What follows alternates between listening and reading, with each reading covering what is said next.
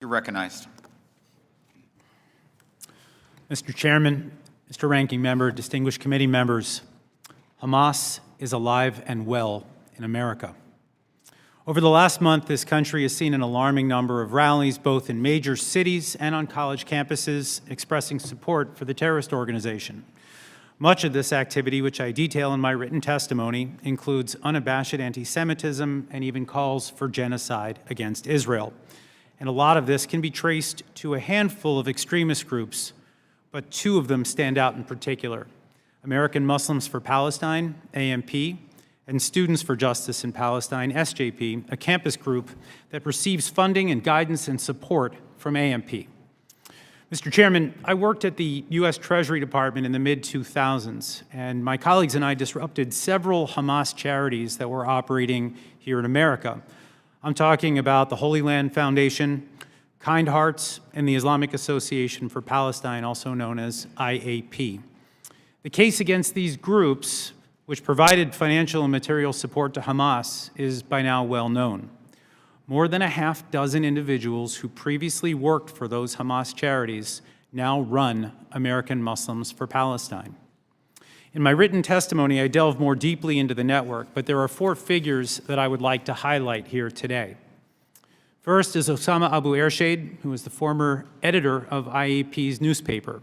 He is now AMP's executive director.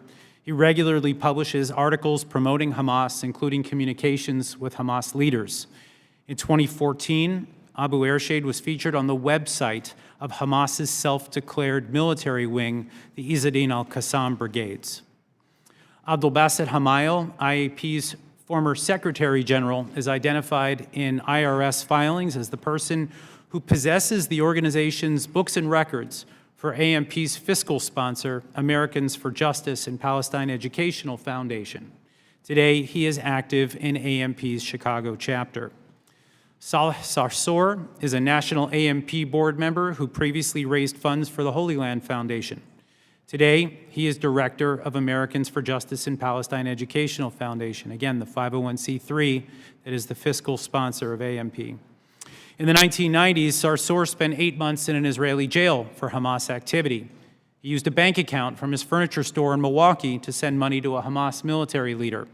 Sarsour today owns a Wisconsin furniture store that advertises and fundraises at AMP's annual conferences. Finally, AMP's current chairman and SJP founder, Hatem Bazian, also helped raise money for Kind Hearts in 2004.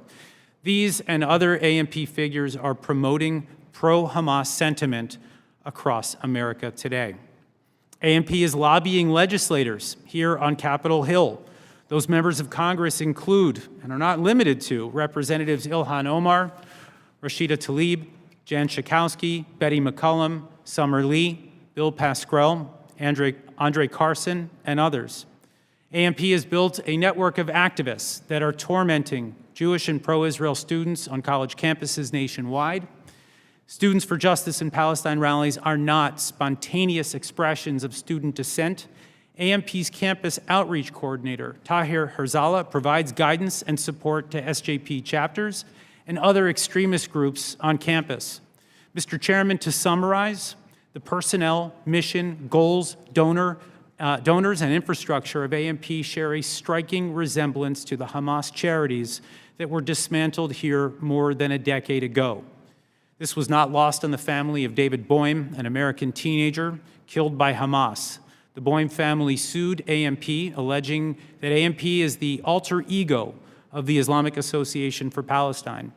They say AMP is the same institution, fulfilling the same functions with the same goals of IAP, merely operating under a different name to avoid legal liabilities.